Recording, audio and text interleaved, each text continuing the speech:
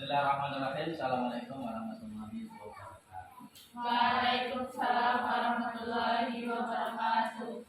Bismillahirrahmanirrahim. Alhamdulillahirabbil alamin. Wassalatu wassalamu ala sayyidina Muhammad wa ala alihi wa sahbihi ajma'in. Rabbi shrah li sadri wa yassir li amri wahlul 'uqdatam min lisani yafqahu qawli. Alhamdulillah, teman-teman mahasiswa mahasiswi kelas 5 HKIA Fakultas Syariah. Pada siang hari ini kita akan melanjutkan perkuliahan kita, pertemuan kedua. Setelah kemarin pertemuan awal kita membahas tentang sebuah pengantar, kontrak belajar dan ruang lingkup daripada mata kuliah yang Bapak ampuh, yaitu hukum dan manajemen zakat di Indonesia. Jadi hari ini pertemuan kedua, gimana kabarnya? Sehat semua? Alhamdulillah. Alhamdulillah sehat ya. Mudah-mudahan sehat selalu selama 1 semester ke depan kita akan belajar mata kuliah hukum dan manajemen zakat di Indonesia. Oke,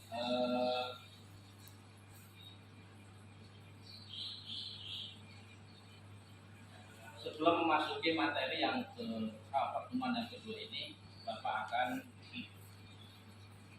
mengulas kembali daripada pengantar mata kuliah hukum manajemen zakat, bagaimana yang pertemuan lalu sudah dibahas.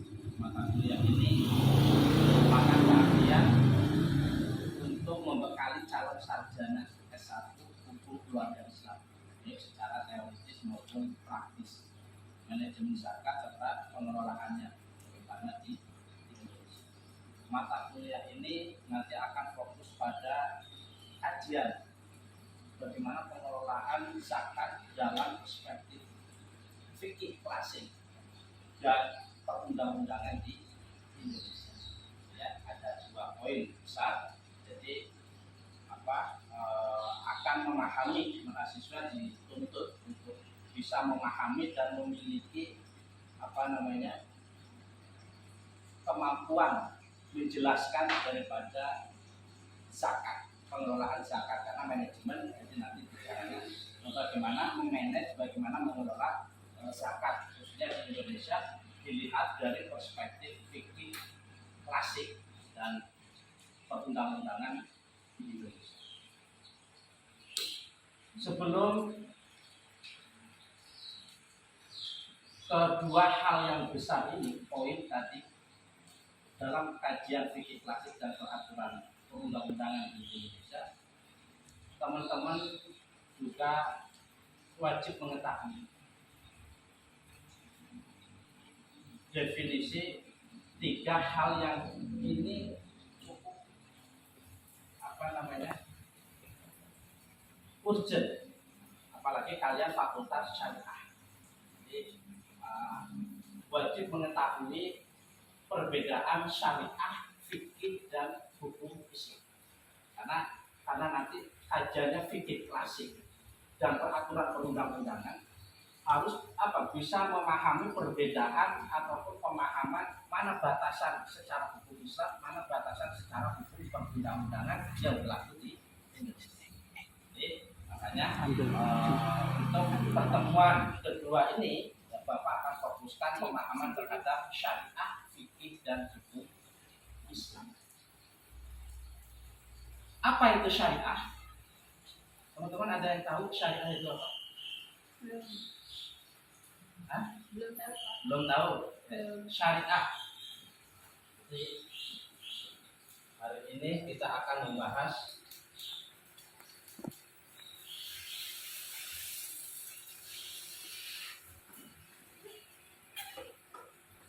syariah, fikih, hukum Islam.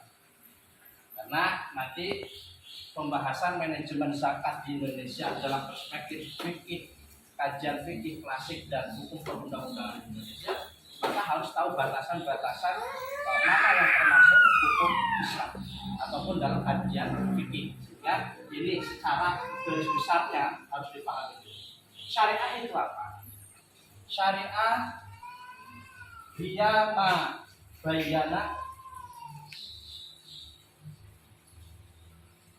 bayana ala lisanin nabiyyin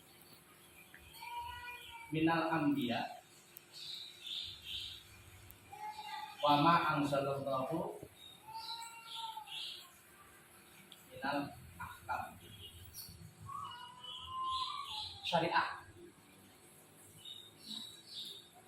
ma bayana ala lisanin nabiyyin minal anbiya. Ma sesuatu bayana yang dijelaskan ala lisanin melalui lisan nabiyyin, melalui lisannya nabi.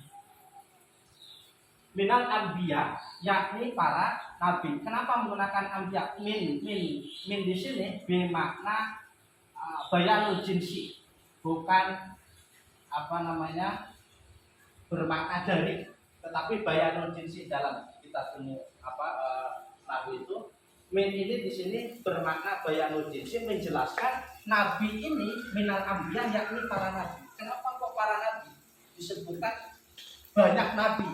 Sesuatu yang dijelaskan melalui lisannya nabi yakni para nabi. Kita ketahui nabi-nabi yang mendapatkan wahyu itu Nabi Daud, Nabi Musa, Nabi Isa, dan Nabi Muhammad. Itu ya, nabi-nabi yang mendapatkan wahyu. Sehingga mak di sini ya bermakna wahyu. Kalau Nabi Daud dengan kitabnya kitab Zabur, Nabi Musa dengan kitab Taurat, Nabi Isa dengan kitab Injil, Nabi Muhammad dengan kitab Al-Quran. Maka syariah itu masih umum. Saat kita menghendaki syariat Islam, berarti ya syariatnya apa yang dibawakan oleh Nabi, yaitu dengan kitabnya Al-Quran. Kalau syariatnya Nabi Daud, ya syariatnya Nabi Daud dengan kitabnya kitab Zabur. Itu syariat. Dengan anbiya'i yakni para nabi. Tadi ada Nabi Daud, kemudian Musa, Isa, dan Nabi Muhammad. Nabi Daud dengan Zabur, kemudian Nabi Musa dengan Taurat, Nabi Isa dengan Injil, dan Nabi Muhammad Al-Quran. Wa ma anzalallahu minal ahkam, dan sesuatu itu yang diturunkan oleh Allah, ya dari Allah, minal ahkam yakni berupa hukum.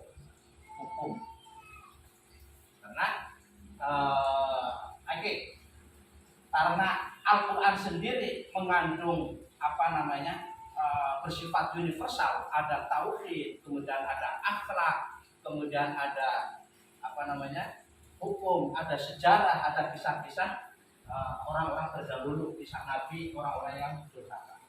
Jadi poinnya adalah syariat itu, saat syariah itu ditujukan kepada syariah Islam, yaitu syariatnya Nabi Muhammad yang kitabnya Al-Quran, maka syariah itu ruang lingkupnya yaitu Al-Quran dan hadis.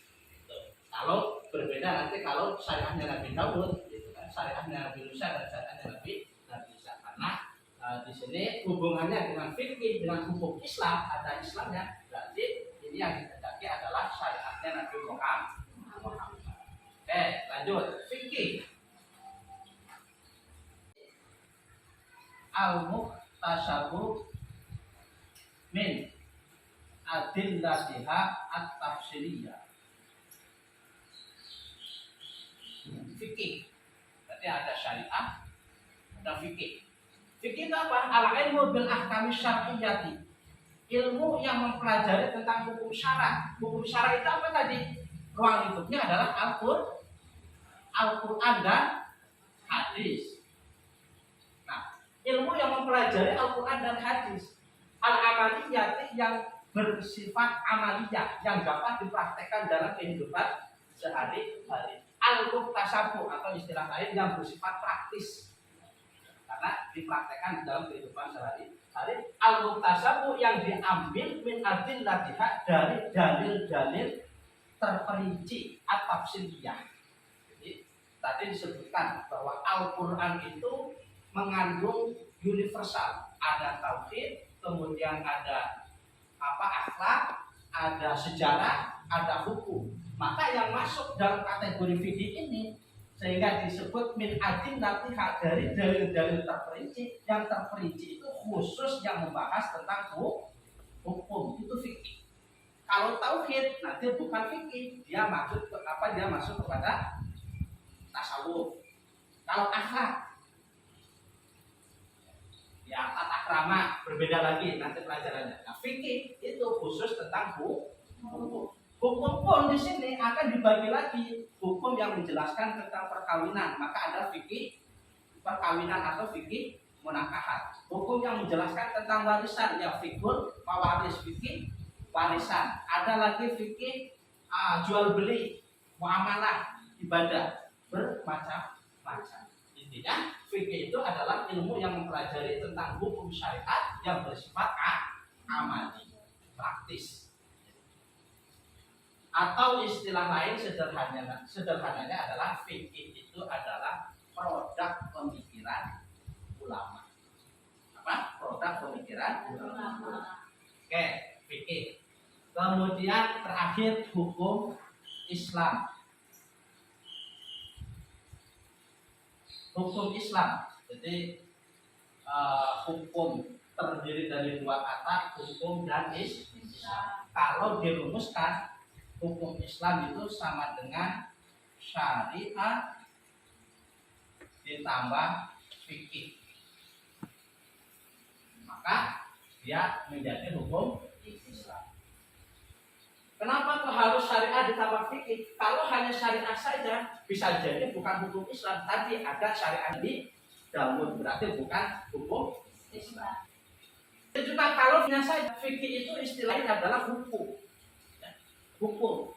Ketika tidak diambil dari dalil Al-Quran hadis yang itu merupakan ruang hukum syariat, bisa jadi hukumnya adalah hukum Islam. Kalau hanya saja, itu ya. Jadi syariat plus fikih menjadi hukum Islam. Atau sederhananya adalah sudah matang membahas tentang wajib, sunnah, kemudian sah, batal, bagaimana hukumnya perkawinan yang telah dilakukan si A dan si B misalnya, sah karena sesuai dengan syarat hukum Islam. Bagaimana hukumnya sholat wajib? Kenapa? Karena sesuai dengan syariat dasar dari Al-Quran, aqimus sholat. Bagaimana hukumnya berzina haram dalam hukum Islam? Hukumnya haram. Kenapa? Karena berdasarkan dalil Al-Quran, wala taqrabuz zina misalnya. Jadi ini. Nah, tiga istilah inilah yang kadang di masyarakat itu dianggap sama. Syariah itu ya hukum Islam, hukum Islam itu ya fikih, fikih itu ya syariah. Padahal tiga istilah yang memiliki makna sendiri-sendiri. Oke, tuh. Memahami dari tiga istilah kita nanti tetap. Dalam keterkaitannya, syariat, fikih, dan hukum Islam dapat kita contohkan dalam pelaksanaan sholat, di mana kita bisa menguraikan atau memahami sholat itu syariahnya bagaimana, sholat itu fikihnya seperti apa, syariah itu hukum Islamnya bagaimana. Coba tanya, ada yang tahu sholat itu syariahnya seperti apa, fikihnya bagaimana, hukum Islamnya bagaimana? Kalau pahami dari definisi tadi, syariah itu ruang lingkupnya Al-Quran dan hadis. Fikih itu produk pemikiran ulama ataupun ilmu yang mempelajari terhadap Al-Quran dan hadis. Hukum Islamnya itu tadi yang sudah menjelaskan tentang sah, batal, wajib, mubah, sunnah, makruh, haram. Sangat mudah sekali memahami dalam praktek sholat. Sholat syariahnya bagaimana? Jelas diambil dalam dalil-dalil Al-Quran. Banyak yang menjelaskan tentang sholat. Tapi hadis, bagaimana hadis menerangkan tentang dalil pelaksanaan sholat? Sallu kama ini sholatlah kalian sebagaimana kalian melihat aku sholat, kata kalian. Nah, itu masuk fikih syariah karena diambil dari dalil Al-Quran. Syariah ruang lingkupnya Al-Quran dan hadis. Nah sekarang sholat, pelaksanaan sholat fikihnya itu dari bagaimana? Produk pemikiran ulama terhadap syariat. Syariat hanya menjelaskan tentang kewajiban sholat, dalil-dalil tentang sholat baik Al-Quran maupun hadis. Sementara prakteknya dijelaskan, diuraikan dalam fikih. Mulai ada takbiratul ihram, kemudian ada ruku, ada i'tidal, ada sujud, apalagi duduk di antara dua sujud lagi, kemudian berdiri melaksanakan rakaat yang kedua. Itu fikih. Di dalam Al-Quran tidak dijelaskan detail sehingga fikih itu kan ada beberapa pandangan ataupun aliran mazhab. Ada mazhab Syafi'i, mazhab Hambali, mazhab Hanafi, mazhab sholat, praktek sholat ada Allahu Akbar, ada Allah, masih diputar-putarkan tangan, ada Allah, ada ya Allah, bahaya. Ada seperti itu ya, berbeda.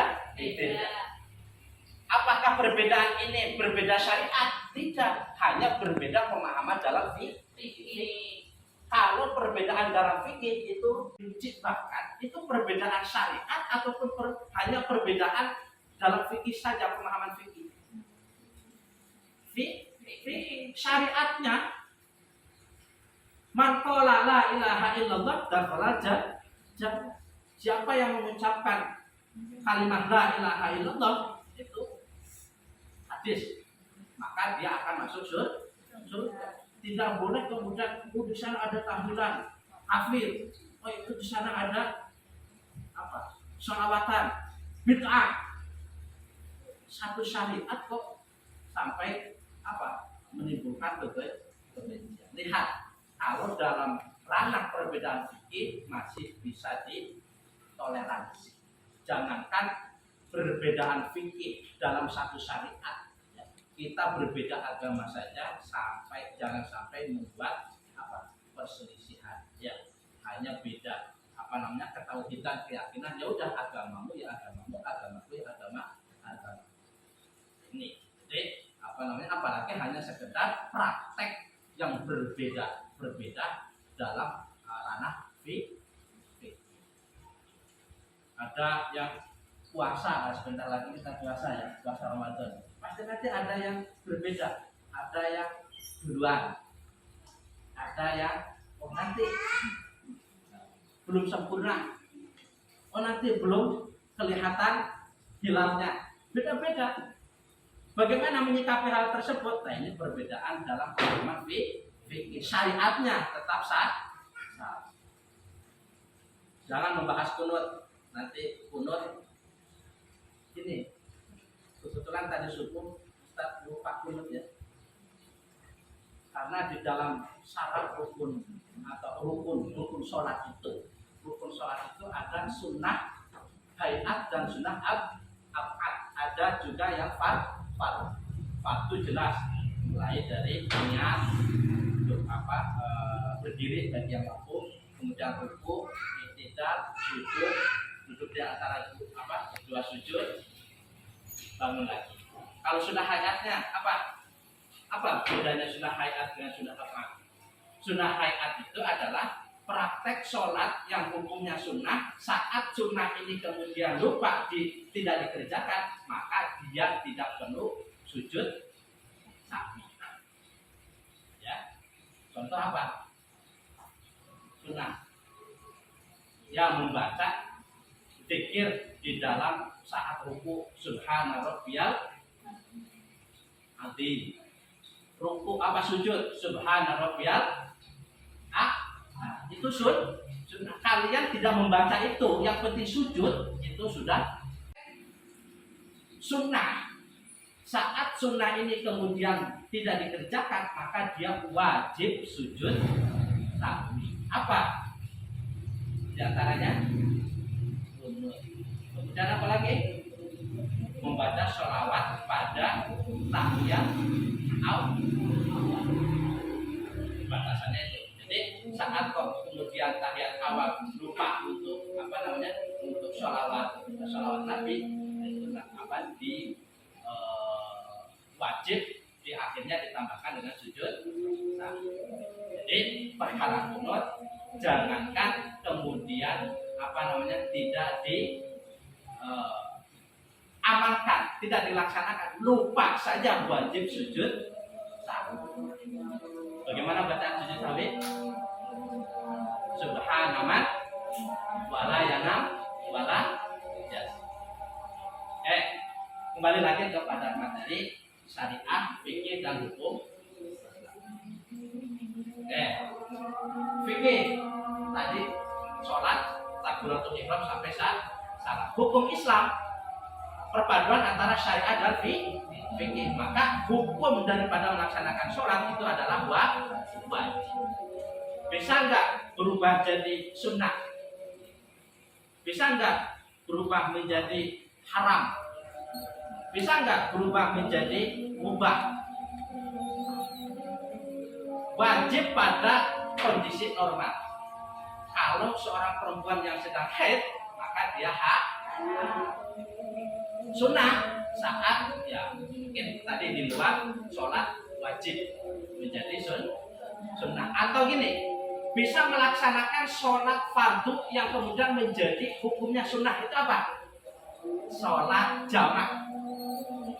Sholat jamak ketika kalian dalam perpergian dan sudah memenuhi syarat untuk melaksanakan sholat jamak, kalian sholat jamaknya itu di jamak itu hukumnya sunnah. Pada asalnya boleh tidak mengerjakan sholat, tetapi diganti dengan sholat jamak. Itu sholat jamaknya sunnah. Apa kemudian di dalam waktu tertentu saya sebenarnya tidak bisa mengerjakan sholat pada saat waktunya, walaupun dalam bepergian. Malah katakan Nabi, ketika sudah memenuhi syarat untuk melaksanakan sholat jamak, maka sholat jamak itu disunahkan daripada sholat seperti biasa. Jadi hukum wajib pun bisa berubah-ubah. Ini berdasarkan hukum Islam dan dalam kondisi tertentu. Sah mengenai sah batal, jelas sesuai dengan syarat hukum akan dilihat apakah sah atau batal. Perbedaan syariat karena kita syariatnya satu, syariat Islam, nabinya Nabi Muhammad dan kitabnya kitab Al-Qur'an. Maka kita pegang teguh Al-Quran, kita pegang teguh syariat Islam. Ketika ada perbedaan itu, kita tidak ada toleransi, tetap menjaga syariat Islam. Oke, teman-teman, sampai sini ini betul-betul menjelaskannya karena masih semangat dan ingin teman-teman agar teman-teman dapat memahami. Ada pertanyaan? Karena sudah masuk waktu zuhur, mungkin satu saja pertanyaan. Silakan. Ibu bertanya mengenai fikih fikih yang salah, apakah bisa ditemukan fikih yang salah tapi dalam ranah satu syariat? Fikih yang salah Jadi syariatnya masih Islam, tapi mungkin ada pola pemikiran yang di luar dari yang seharusnya. Oke, gini. Kalau dalam perbedaan aliran mazhab pemahaman, mungkin untuk mengidentifikasi apakah itu salah ataupun benar, tetapi dalam lingkup Al-Quran syariat, jelas kita perlu memahami ataupun memiliki pemahaman perbedaan dari mazhab. Oh ya, ternyata dalam mazhab Imam Syafi'i bersentuhan antara jenis kelamin yang berbeda membatalkan wudhu. Tetapi saat kemudian dibawa kepada praktek haji, jika itu bermadhab Syafi'i, ya tidak akan selesai karena di sana pasti akan bersentuhan antara laki-laki dan perempuan, dan diwajibkan punya wudhu. Jadi batal terus harus wudhu. Tetapi saat kemudian kita berpindah atau memiliki pemahaman terhadap mazhab Hanafi, itu boleh. Tetapi ada perbedaan yang mungkin dalam beberapa ataupun dalam mazhab tertentu diperbolehkan atau bahkan tidak diperbolehkan. Itu dalam satu syariat. Ya. Atau yang lain misalnya, bukan dalam perspektif fikih, tetapi dia ada. Tadi sebagaimana yang dijelaskan tahlilan. Itu kan ada fikihnya itu ya, kalau di Latinnya dijawakan tahlilan berakhiran an itu akan menjadi sebuah kebiasaan. Di Jawa di tradisi Jawa menjadi kegiatan tahlilan, jadi sebuah tradisi. Nah, saat kemudian menjadi tradisi tahlilan dan harus bergiliran di antara satu rumah ke rumah lain, di situ kemudian harus menyediakan konsumsi, berkat dan sebagainya, ada kelompok tertentu yang mengatakan, itu sesat, itu bid'ah. Ini padahal bukan ranah fikih yang salah, tidak. Ini tetap dalam satu syariat. Man qala la ilaha illallah dakhala jannah. Jadi kalau menyebutkan bagaimana sih fikih yang salah, yang padahal itu dalam satu syariat, sebenarnya itu tidak ada yang salah, hanya dalam pemahaman yang berbeda di antara beberapa mazhab. Dan bagaimana cara mengetahuinya? Ya harus tahu fiqhul madzhabihil arba'ah. Jadi harus menguasai fikih 4 mazhab. Ya, mudah-mudahan nanti kita bisa secara mendalam untuk mempelajari keempat mazhab tersebut dalam perspektif fikih. Oke, jadi karena hukum mata kuliah ini hukum manajemen, hukum dan manajemen zakat, tidak perlu menambahkan ataupun berusaha memahami 4 fikih mazhab itu, cuma 2 perbedaan antara fikih klasik ya ataupun secara hukum Islam dengan peraturan perundang-undangan di Indonesia. Cukup 2 itu. Jadi kita menyebutkan perdebatan yang panjang. Oke, ini sebagai pertemuan kedua sebelum masuk kepada betul-betul memahami bagaimana pengelolaan zakat di Indonesia dalam perspektif fikih klasik dan perundang-undangan di Indonesia. Maka perlu dibatasi terlebih dahulu bagaimana dalam fikih ataupun yang dalam kategori hukum Islam, dan itu misalnya bisa dipahami melalui pemahaman syariat, fikih dan hukum Islam. Kalau kajian yang kedua yaitu kajian aturan perundang-undangan di Indonesia, dan nanti kita akan membahas berikut dengan undang-undang yang berlaku di Indonesia. Oke, itu saja teman-teman, karena waktu sudah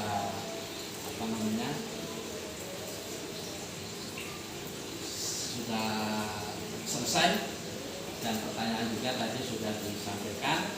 Begitu saja yang dapat Bapak sampaikan. Terima kasih atas kehadiran dan mohon maaf atas kehilafan. Kita akhiri dengan bacaan alhamdulillah. Jadi kalau waktu sudah mau selesai dan diakhiri alhamdulillah, itu biasanya semangat. Itu, terima kasih. Wassalamualaikum warahmatullahi wabarakatuh. Waalaikumsalam warahmatullahi wabarakatuh.